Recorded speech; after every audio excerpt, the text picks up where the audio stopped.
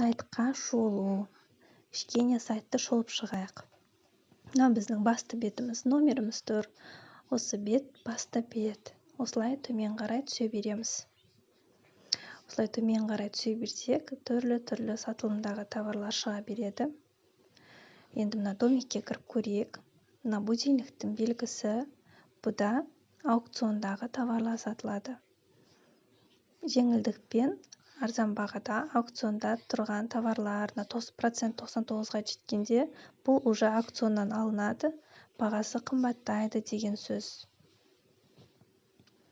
Бұдан шығайық. Мына 9-да 9 деген бұл да жеңілдікпен сатылып жатқан товарлар.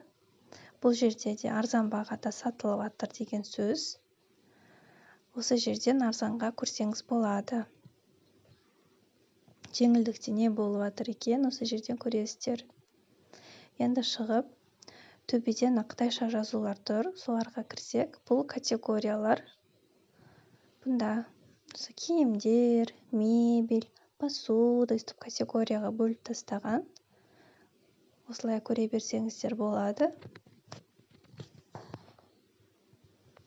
Міне. Барлығы бар. Мысалы, біреуіне кіріп көрейік. Мына люстраға кіріп көрейік. Мына люстраның түрі шығып жатыр. Осылай көре береміз. Осылай көріп, қарап, бағаларын салыстырып, бірінші зерттеп алыңыздар.